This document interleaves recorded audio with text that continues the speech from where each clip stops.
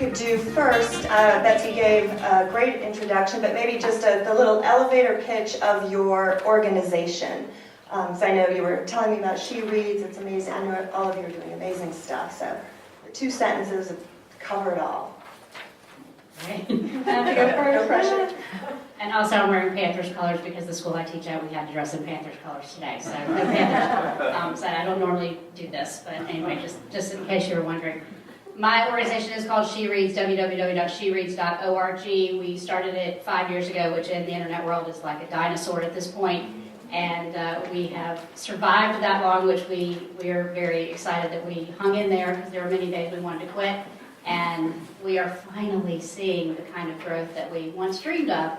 And we share women's, I guess the best way to explain it is the stories that resonate with the largest cross-section of women. We look for those stories that won't appeal to just 1 or 2 women, but that a lot of women are going to want to pick up and read.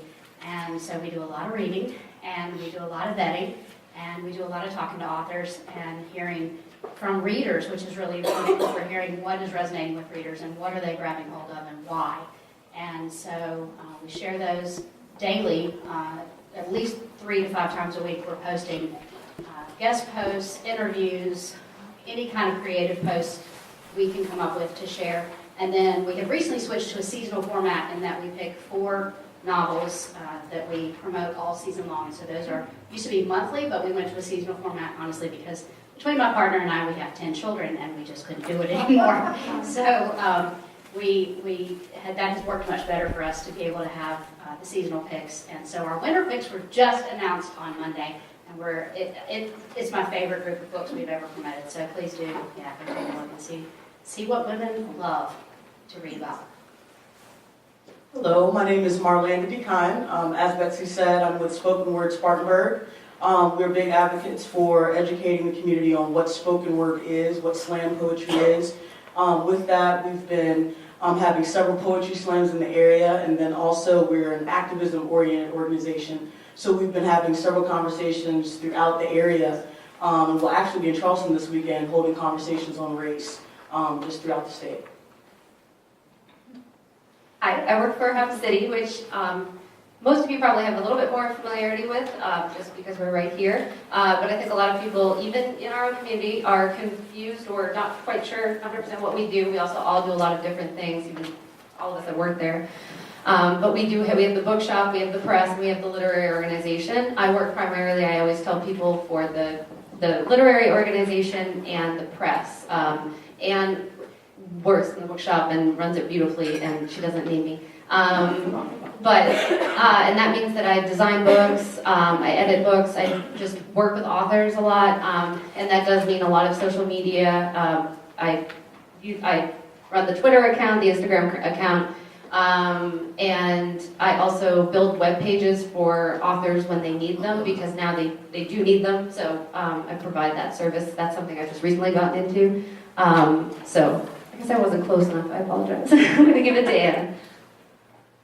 Hi, I'm Anna Sutton, and I work for John F. Blair Publisher in Winston-Salem. Like Betsy said, we've been around for 60 years and publish mostly regional nonfiction. We do a couple novels a year, a lot of cookbooks recently. But I also am the co-founder of a nonprofit in my hometown, which is Nashville, Tennessee, called the Porch Writers Collective. And it was inspired a lot by what I knew of Hub City, but I worked with 2 other women there and helped launch that and handled a lot of the web design and social media. That's also what I did when I started at Blair. So there's my multiple sentences.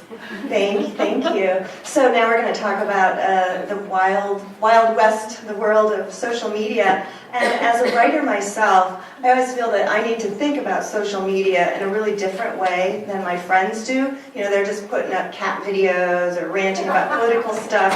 So I would like to start out by talking about kind of that assertion that we as writers need to start thinking about social media as an important part of our kind of, I guess, our business plan as a writer. So maybe we could first briefly discuss the different and major platforms as you see them. Maybe even pick the one that you think might be the most important for a writer with regard to usefulness and effectiveness. Maybe a few thoughts as to why you think that way. Do you want to start, Beth? Goodness. You can. One that we think is most effective. I guess as far as effectiveness, we're still seeing, unfortunately or fortunately, I don't know who the opinion in the room, Facebook is where we're getting the most response as far as actual community feel and interaction and likes and all that good stuff. That's probably still our biggest kind of niche. And it's kind of where we're on Twitter. We are not on Instagram yet, mainly because I've dragged my feet. And I'm just so resistant to one more thing, I'll be honest. And that's 2015. It's a new year, new goals, and so we'll get that handled this year. But really, I'd have to say Facebook, for better or for worse. Would you like us to all continue? Yes. Okay. I was initially going to say Facebook, and as she was sharing, I would have to say Instagram. The reason being is because when you're posting something, you can automatically decide that that's going to go to your Facebook or to your Twitter, and it makes you, you're just able to share that information a lot quicker in less time. I always tell people to think a lot about who they're trying to reach in terms of age group is an important thing to think about, because Facebook does, our dominant is still Facebook at Hub City, but that's because our dominant donor and supporter is probably over 40.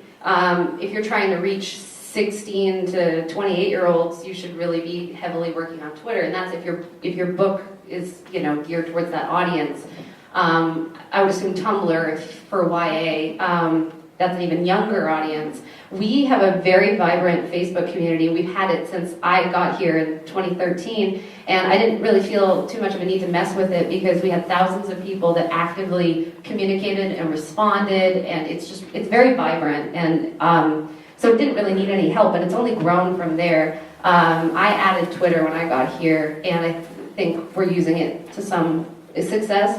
Instagram has been hugely successful for us because I think people want to see because we have the bookshop and we have all these events, people can't get to everything, and so they want to see what we're doing day to day. And so the picture gives them a glimpse into what we do day to day, and people really respond to that. So I think the photographic thing can be hugely more powerful sometimes than just the little tweet.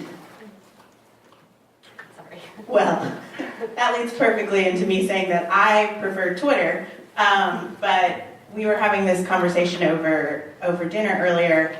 I think as an employee at John F. Blair, I agree that Facebook is still our most successful platform for reaching our audience. But as a writer and as a publisher who's looking at writers to see if they're a worthwhile investment or a trustable investment as far as bringing in their own audience that may not know about us already, we do look at Twitter first and foremost. And I think the reason why I prefer it is that you can reach a very large, unexpected audience with simple tricks like using hashtags. People don't have to be looking for you to find you, and I think that's why. Nobody mentioned a blog. I guess the blog is so 20th century. I think blogs are still having a lot of trouble integrating into like what you were talking about with Instagram. You can instantly share it to Facebook and Twitter. I feel like blogs work at a different speed that hasn't quite been integrated into the sort of more fast-paced social media that we have now. I don't know what the solution is to that, but it hasn't quite happened yet. I wasn't even thinking about a blog. And when I think about it, that's terrible, isn't it, that when I'm doing social media, I don't think about that. I think about all this that we're talking about. Our blog will always be our linchpin. It will always be the centerpiece of what we do because we can't share the kind of information, the interviews, the longer pieces, a writer sharing about where she wrote her book and how she got the idea. That's not possible to share anywhere else but on a blog. So that will always be the crux of what we do. We'll always have that. Our blog is our website is our blog, so the content will always change. The Facebook page that you come to will always change daily or every other day, and so how do you think about that? Actually, that's sort of good for my next question, because when I think of social media as a writer, I kind of think of needing two components, and there may be more, so please let me know that, but at least two, which would be content and audience. And it would seem to me that good content should bring an audience, though I'm not always sure. So let's just start with content and talk about that. I'd like to hear each of you offer your tips for approaching this idea of content. You know, we suddenly are content. How can a writer create an effective online persona, or I guess brand? If we're promoting a book, we're kind of a brand. So what is good content? How can we get the most bang for our buck in social media if our buck is time spent away from our writing? It's good. I think that's partly why I tend to steer away from blogs or steer authors away from blogs, because it is so time consuming and you really have to produce a lot of original content, and when you're a writer, you're already trying to do that as your job. So I would say for me, the audience element, that's more of that fast-paced Twitter, Instagram, reaching out, finding people who just want to see that visual or get that little snippet of what you're doing. And then as far as developing content, I think that's when it does come in handy to have a blog or a website that kind of acts as a launching pad. So it can link to all your social media accounts, it can have a blog, it can have a schedule of your appearances, a way for people to contact you, and that allows you to have a really broad scope of content that people can be drawn into through a single social media account or through a single email or website address. I would say in terms of audience and gathering audience, I always tell people that that you have to apply some of the same rules that you would apply in any public setting, like going to a cocktail party. Just kind of don't be a jerk. Don't repeat yourself.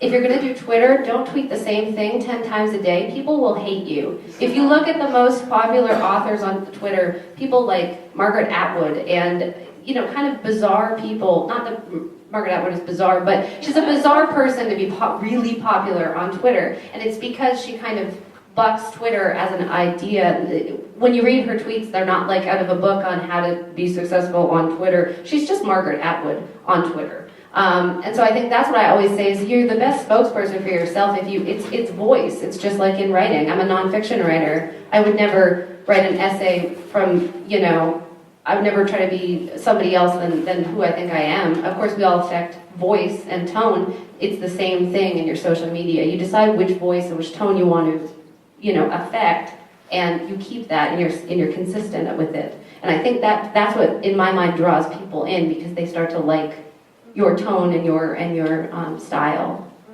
Even though now they're all tweeting that you think Margaret Atwood is, what was the word? Hashtag what? Hashtag, writing show SC, by the way, is our hashtag. Anything embarrassing that we say, you should hold us accountable, because that's part of it too.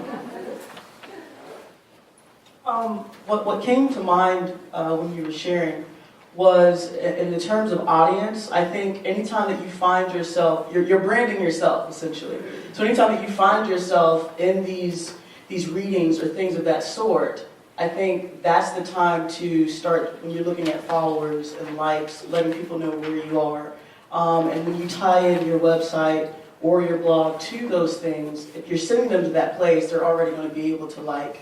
We were talking about at dinner the fact that the amount of likes or the amount of fans that you may have doesn't necessarily mean that they've looked at what you're doing, but the public perception of what that is a very huge thing for marketing what you're doing. My partner Ariel and I, that runs She Reads with me, we say that our blog is like our living room and Twitter is like a cocktail party, meaning the behavior is a little bit different. We're out there in the cocktail party and saying, hey, come back to our house. We're going to all sit around and talk about what really matters to us. And so we invite you into our living room, and that's the more personal space for us where we share our heart. But we have to go out into the world and the community to even find you and invite you in. So that's kind of the way that we separate the two and the way that we approach it. how much time do you think a writer should spend on social media? How much time do you guys spend? I mean, I have to write a book, I have a husband, social media. How can someone find balance? I know there's no exact answer like, oh, you should spend 45 minutes a day, but I'd be very interested to know what your schedule, your social media schedule, I guess, is. I am constantly sharing something. Really? Because I love my Android because it makes it very simple. It's not that hard to once you learn where it is and where to go to click it. It's not that hard to share, say why you're sharing. It's not that hard to write a status or to update something. There is an app that is called Buffer that is very handy in that you can time certain things that you would like to upload or something you would like to post, and you don't even have to be there for it to do it. You go in whenever you have the time, you put in what you need to put in for whatever social media outlet that you use or that you would like to link to it, and it will send it out for you at that scheduled time. So that's a way to do something, at a time where many people are going to be online looking at, live tweets about whatever's going on. You want to make sure that yours kind of falls in there. So those are just some creative ways, but that's a way to do it in an easy way so you're not overly dedicating your day to just clicking a button. I would definitely put in a second recommendation for those. If you're serious about it and you really want to try to work on your brand or promoting a novel, that kind of thing, because you can put the required amount of kind of shameless advertising posts up and then fill them in with kind of personality posts. But you can just decide when to do those. You already know that you're going to put a pitch in for your book or whatever. It's going out without thinking about it. I would say also to what you said, my schedule is I'm busiest with Hub City promotion of our authors and of ourselves between 12 and 4. And you mentioned the time, and that's not just irreverent. Like that's actually when we find that the most of our users are active and willing to like things and willing to interact with posts. We send out our newsletters during those hours. We send out, we put things on Facebook. If it's not important, we'll put it up in the morning, kind of to warm people up to the idea that we're around. But if it's important, we would never think of putting it up before somewhere in the 2 to 4 range. It's a waste. So you need to know those rhythms too. But I would say the general rhythm is the later afternoon tends to be. It's good for us, and I've heard it's good for other people. Yeah, I would agree. I think some of why that time is successful in social media is because that's when people are getting bored at work. And if they're college students, that's when they're rolling out of bed, or they're getting done with their classes, and everybody is pulling out their smartphones. I think smartphones have made, as obnoxious as they have made building a social media brand a lot easier, because I can't remember the exact percentages, but I think that the sort of common saying is you should have 10% marketing and 90% personality in your social media. So if you do schedule those marketing posts, consider if I'm going to pitch my book or if I'm going to pitch the fact that I've got this story up online that people can read, then I need to balance that out with some personality posts. And for me, for the most part, I find treating social media like a conversation with friends is the best way to make it easy for me to handle. So instead of saying to myself, like, oh, I've got to post right now something, what do I post? I just kind of look around. If my fiance was sitting next to me, what would I tell him? What's interesting at Blair? If it's a particularly cold day, we might make a joke about the cold weather. Just something to like Meg was saying earlier, and like we've been talking about, something to make us feel very human and to make our audience feel that they're sort of being let in on an intimacy that they wouldn't have normally expected from a business or from a writer they've never met who lives across the country.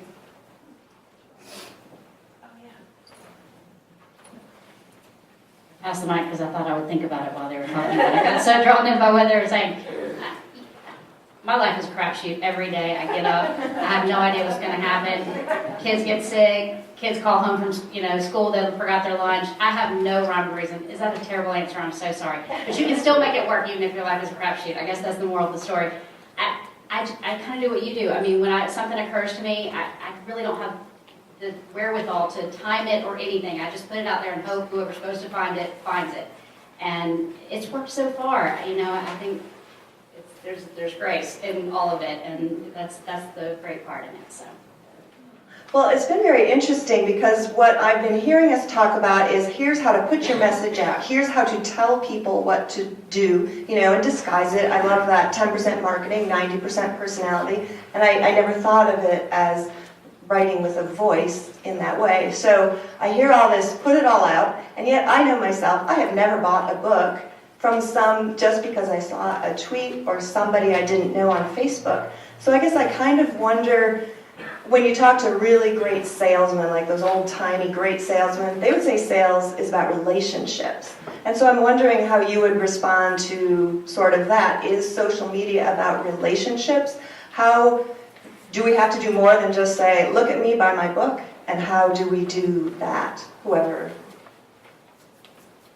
That's actually our main focus at She Reads right now. We've learned that people are online because they're looking for connection. And when and how we can possibly connect with them, if it means they leave a comment on our blog and we reply to it, or if it means they tweet something at us and we respond. I feel like when people reach out, you should always respond. You should never leave them hanging, because behind that, sterile @ sign is a human being who has something going on in their life, and they reached out to you, and we should honor that. So we're taking that very seriously in every decision we make at She Reads right now. And I think that's kind of what social media has become, is a point of connection. And initially, I think we all kind of felt like it was like this fake thing, but it's morphed into something that is real. And it's people who, we're all busy, we're all fast-paced, and yet here's this moment in time where we can connect with another live person, and it's a really special thing. I'd have to agree with you. I think what you find, like you were saying earlier about the connecting, it's really they're following a lot of the personality stuff way more than you think that they are, in the sense that they're beginning to feel connected to you. And it's interesting because I might go to another city and I'm known as Sapient Soul under a stage name, but when this person messages me after I did a show in Chicago, I don't know who they are. But when they get that response back and then they're sharing it with other people, those are the types of things. They're building a connection for you that you didn't even create. Well, you created it by showing up. But besides that, these aren't people that you would have ever met. So I do think responding is always important, and then always being aware of the connections that come from this one person. I would echo all of that. I think that in publishing, we get a lot of comments from people, especially on Twitter, saying, I don't understand this about your submission policies, or, and they're asking kind of little snippets of questions, and I always try to respond, even though, I don't know if I would respond to an email necessarily. I probably would, but I might be a little annoyed. But on Twitter, it's kind of just like, oh yeah, you can absolutely apply for that contest if you, and they come back and you can feel that sort of beaming thing through the tweet. And I would also say that we have an amazing system because we have the organization and the press and the bookshop. We bring people in to do readings at our bookshop constantly. We always take a picture of them, put it on Instagram, tag them in it if they have it, and they're so thankful that has shown up and is. Here they are out on the road and somebody took a picture and said they were great, and those things have been coming back to us tenfold, where suddenly that author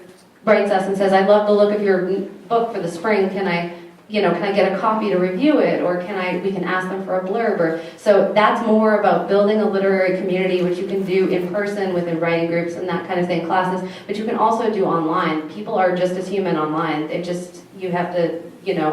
You just have to find it a little bit more, because there's so much noise. I think that a couple things to think about are the facts that on the horizon, Facebook and Twitter and probably a lot of other social media services are figuring out right now ways to sell directly from their interfaces. So in the publishing market, that means that we could tweet something that has a direct buy link in it, and I think that will definitely increase the amount of sales you see that come directly from social media. But for now, myself as a reader, I actually do find that what I see on social media does influence greatly what I end up buying at the bookstore. And a lot of that doesn't have to do with the author's post, but has to do with other people's posts about the book. And I think that what is really important when you're starting to build your brand and when you're starting to build a social media presence is to remember that you can't just put yourself out there and expect everyone to love you and to give you this sort of followership. You need to return the favor. And so that's something that's kind of coined as citizenship, and in the literary world is literary citizenship, which has a bunch of different facets. But one of them is, if you want people to read the things that you're putting out there, genuinely read the things that people are putting out there. You can't read every tweet. I mean, millions of them come in every second, but make a point to really engage with other people. You'll be so surprised. I've gotten followers who have supported my poetry by tweeting about Scandal, and I hashtag Scandal, and then somebody's like, oh yeah, Team Jake, and then like a month later, they retweet something I posted with a link to one of my poems. So by engaging in any way, you don't have to narrowly think of just the lit world, just the book world. Local businesses, that's a great way to build a followership. When we were starting The Porch, that was one thing we had to do right off the bat is really engage with local businesses in Nashville so that they wanted to support us and they wanted to share our posts and share our videos. And so, you'll get what you give. Oh, that's such a great way of putting it. So maybe we could move into kind of the publishing side for a few minutes. How savvy do writers have to be nowadays in the world of social media? I mean, would Hub City train an author, expect an author to have, I heard a very scary number at dinner of how many Twitter followers an author might be expected to have. Maybe you could share that. So just maybe talk about the role of the writer now, which I'm certain has changed. Well, I will only say that I said that because if you expect to be a journalist, an online journalist, which is a burgeoning, almost more vibrant scene than print journalism in a lot of ways, if you pitch a story to a big outlet, they immediately, you have to include how many Twitter followers you have. So if you don't have more than 2,500 to 5,000, they're not going to accept a pitch from you because they know it's not going out into the world the way they want it to.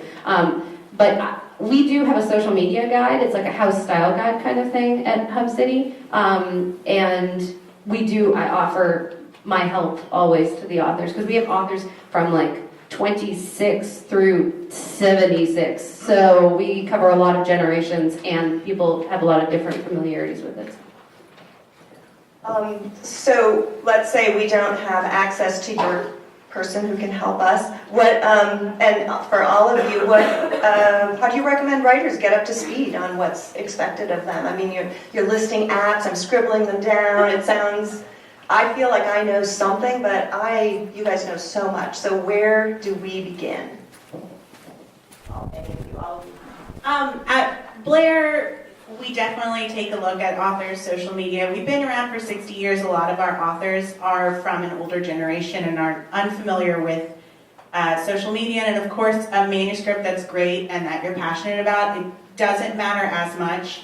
But we always have to consider, usually the first thing we look at is how many Twitter followers somebody has and how engaged they are. If they're just kind of posting that 100% advertisement, that doesn't really bode well for how they'll behave on a book tour or how they'll interact with an interviewer on a radio program. So we do like to see the personality, and I guess that's what we look for, is an engaging personality, no matter what platform you use, no matter if it's a blog or a Snapchat, if it's engaging and charming and makes us want to know you, then we trust that readers will want to know you. Oh, I think I see that we need to take our break so we can continue with this and then get questions from everybody. There's some handouts and questions. Terrific. I've gotten all kind of cool Instagrams and Twitters while you guys have been gone. Yay!